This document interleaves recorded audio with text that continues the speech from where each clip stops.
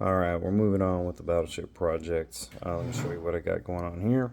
I have stone coat countertop epoxy, and this is just the countertop epoxy. I am very familiar with this system here. These is what I make my crosses out of. I poured it in here. We got 44 ounces of A and 44 ounces of B for a total of 88. And this is kind of cloudy, so I got to mix this up, and I'm going to do this with this stick here. And I got to do this for 3 to 5 minutes until basically all these clouds go away and it's perfectly crystal clear. And once that's the case, then I can add in my color pigments and mix it up well.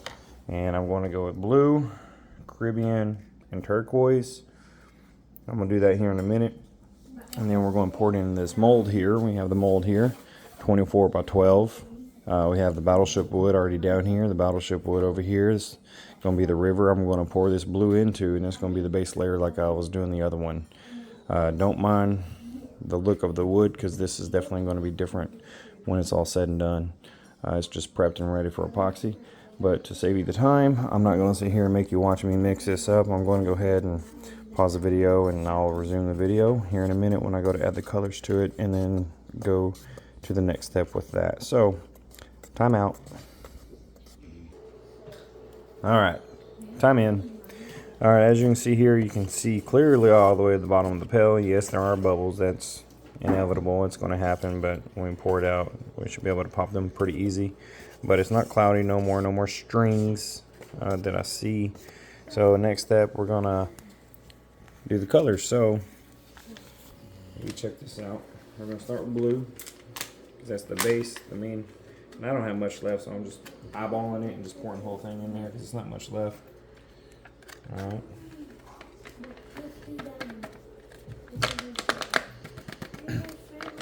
Alright, bye-bye blue. Then with turquoise, because turquoise is a real strong color, it's real dark, so I don't want to put a whole bunch in there, because that blue's kind of dark already. I'm just going to put a little bit of turquoise just so we can get some of the green that's in there. And I'm just going to go probably like right there, about that much. You can see the two colors next to each other. So we got blue and turquoise, and then we're going to finish up with Caribbean here. I got quite a bit in here, so I want to lighten the waters up a little bit. I don't want them a darker color, so I'm going to try to go a little heavier on this to see if I can brighten it up. We're going to get a lot of Caribbean in here. There we go. That's pretty good. You can see some of the greens from the Caribbean too, because this Caribbean does have green. You can kind of see where it's floating on the top of the epoxy on the outside perimeter. So you will see little hints of that greenish looking color. I just didn't want to put too much of the turquoise over here, because that will really darken it. And then guess what? Got to mix again. This is probably my favorite part of working with epoxy, is this. Mixing the pigmented colors together. Now normally I would have a drill, but I don't want to introduce more bubbles, so I'm doing a hand mix with a stick, paint stick. And then once I get this all mixed up, I can kind of judge about what it would look like, and I can adjust the colors if I need to, and add another one if I want. Not another one, but add more of one. You can't take away, so it's always easier to add colors. So, but so far it's kind of looking good. I'm kind of seeing the color that I was going for. We're starting to see it as it mixed together. It almost looks like a mushroom the way I'm stirring this. There's some powder right there still unmixed. So you want to completely saturate all the powdered pigments to make sure that everything's mixed very well, so you don't have air pockets of unmixed pigments. But that's looking good. I'm really liking that color. And you got to scrape the walls, because it does stick to the wall. So I'm going to walk around this and scrape the walls. Watch that. Seeing that all disappears, just scrape it. This powders will stick to the epoxy, because epoxy is super sticky when it's wet like this. And then the other thing I'm going to do after scraping these walls is I'm using the bottom flat of the stick to scrape the bottom of the pail. But I know I didn't really mix a lot right there on the bottom because all the colors are at the top. So I don't really need to scrape a whole lot yet. I will scrape here in a little bit, but I try to bring some of the clear from the bottom and lift it up to the top and push the color blue down so it mixes in pretty well. If you don't do that, you might get some unmixed epoxy that'll be like clear, and then you have blue and they don't really sit together, and then it looks like you're mixing blue with clear in the same exact pail, which is weird. You don't want to do that. You want to mix it very thoroughly and very well. Kind of like, I always use the analogy of like making a cake. When you have the cake batter in there and then you have your eggs in there and your milk or whatever you use to make it, but you have your liquid ingredients and then you have your powder ingredients. Would you like make your cake if all the cake batter wasn't liquefied and mixed in with the liquid? Probably not. That'd be nasty. You get a whole freaking bite of like powder in your mouth, and that would not taste very well. Similar thing with epoxy here. You want to make sure that everything is mixed very thoroughly. I just love the way the colors like mend together.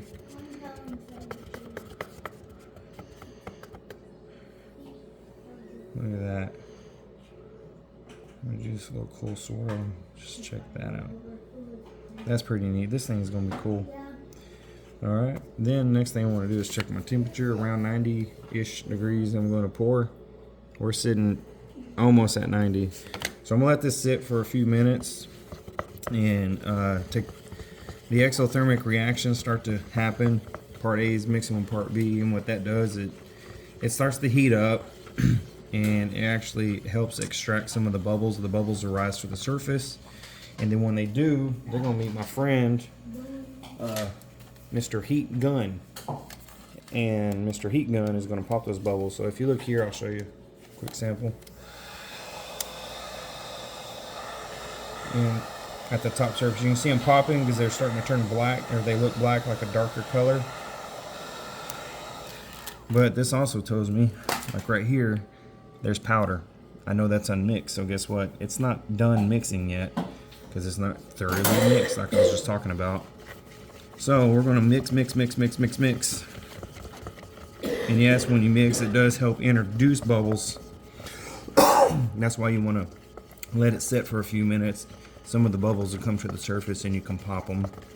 But I'd rather have more bubbles that I can pop than having powder pigments that are unmixed. Because what if those float to the top and cure and I didn't see it in time, and now I got a pocket of powder that's going to look stupid. I don't want that to happen, so I'll gladly choose bubbles over unmixed pigments any day. Alright, so I'm going to let this sit for a few minutes now, and I'm going to call another timeout, and then I'll call a time in when I'm about to go over the mold and pour it. So we're going to let this sit right here and just do its thing for a few minutes. I'll be back. Time out.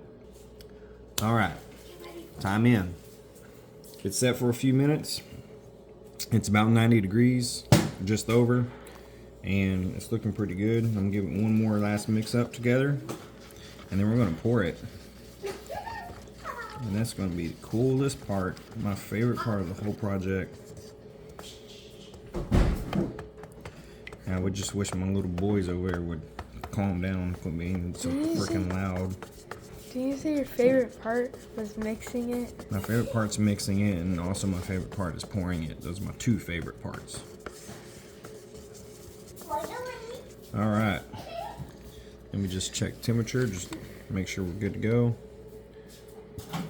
We got 96 degrees. So, time to pour. Bro, I'm on a video. Turn that microwave off. Alright, we're going over here. Okay, you can just stand on this side. I'm gonna pour it from the other end. You're gonna have to wait, bro. Alright, so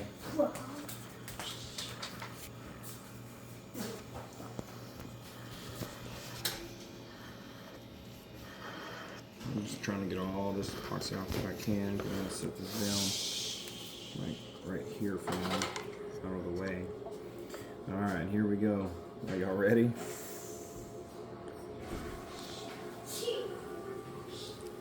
alcohol. Libby, you're missing the best part.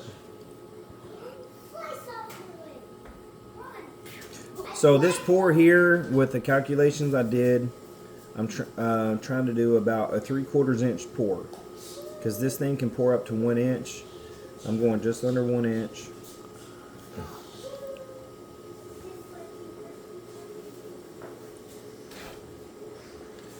Now I'll measure it using this stick here, because, geez, I have more than I needed.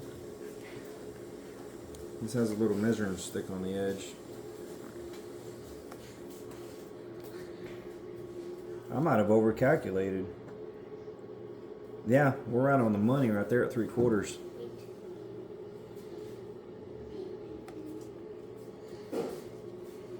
There we go. But that's a lot of epoxy left over. I'm gonna go ahead and go up to 1 inch. So I'm gonna go the other 1/4 inch. I'm just gonna leave that in there for now, because it ain't hurting nothing. I don't want to waste this. I don't have a mold to pour it in right now.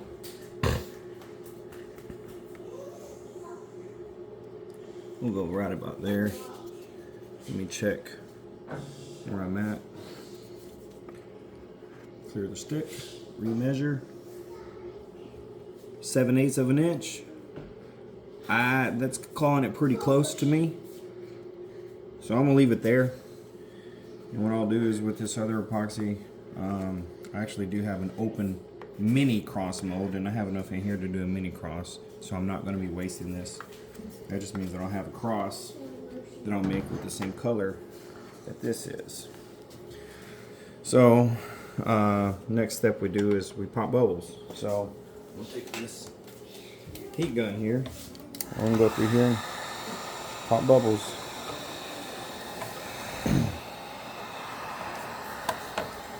I'm gonna have to keep coming back every 5-10 minutes and just pop bubbles. I'm gonna pop bubbles and I'm gonna mix it up so it doesn't look kind of dumb.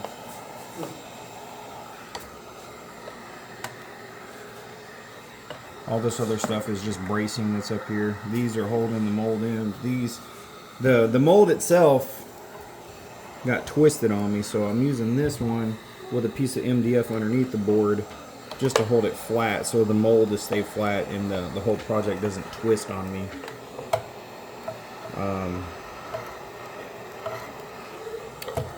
So that's why these black ones are here to hold the mold up, and then these two wooden ones. These are actually cut off from a cutting board that I made, actually for a knife display. Anyway, those are holding the wood down, the Battleship wood. Excuse me. All right, so just gonna go in here and kind of just mix it around a little bit. Do some circles and random patterns here. Come on this side and play around with it too. It's kind of hard to get a good pattern with the mold holders holding everything in place. But this is, I love doing this. This is so cool, you know, and I'm liking the color. Color's really neat.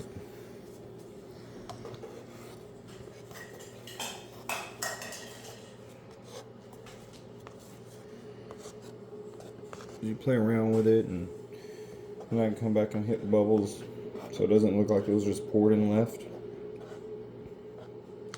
And the hardest part is, not really hard, but when you pick up the stick and it's still dripping and it lands back in there. So you just got to pick it up and over the container so it doesn't look like it was dripping.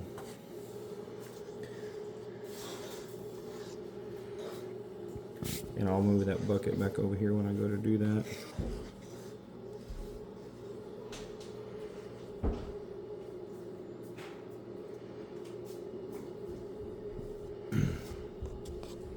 Now what's really cool with the color that I can do, and I will do, is you can pop it with alcohol. Isopropyl alcohol, 99%. That, one, helps cools it down. 2, it pops bubbles. And 3, it gives it a cellulose look. Looks like little cells everywhere. And I think I'm about at that point, and I'm kind of done mixing it around a little bit, but I like watching it, so I'm gonna do a little bit more because I'm just goofy like that. Alright, and I don't want to have those looks in there, so I want to go, oh crap. It got on there anyway. You see what I was talking about right there, how the little swirl went around? That's not what I wanted, but we're about to fix that. Here's my spray bottle of 99% alcohol, 99% isopropyl alcohol. So we're just going to hit it. Look at that, boy! I tell you what, we're going to hit from this side too, so I can get from the other angles of the clamps and brackets that are in there. And then just look at this. Look. That is awesome. I love this part where it just like starts doing its own little thing. Yeah, it's still doing it here. Now I'm gonna tell you right here, this part of this entire thing, because it's in the center, is the most warmest. It's the hottest.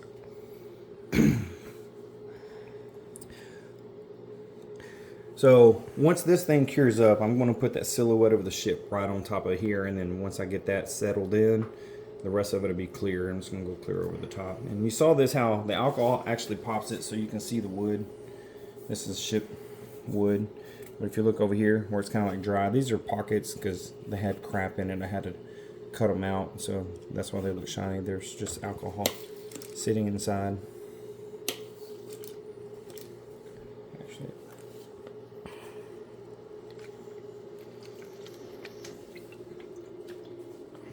Can do that too. It makes bigger ones.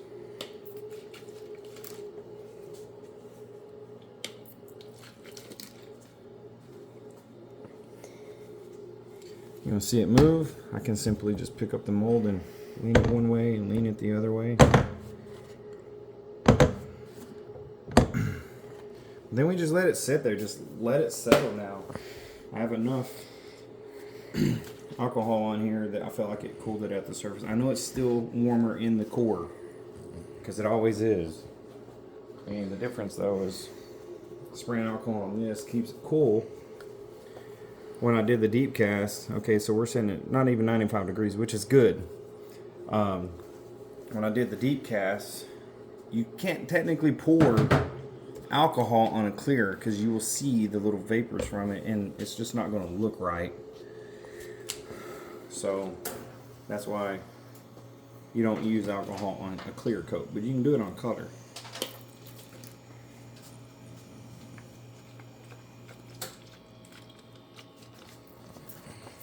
There we go.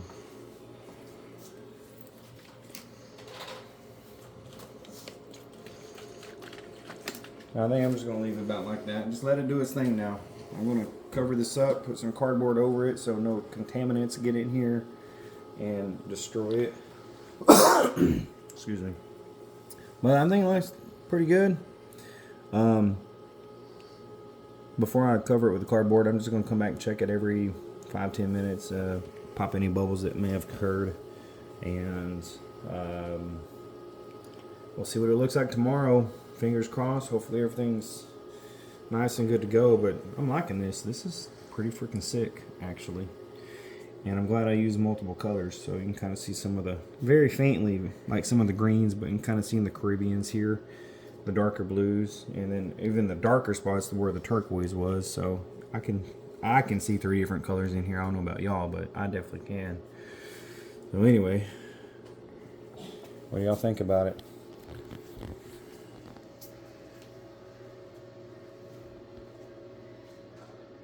It's gonna look sick.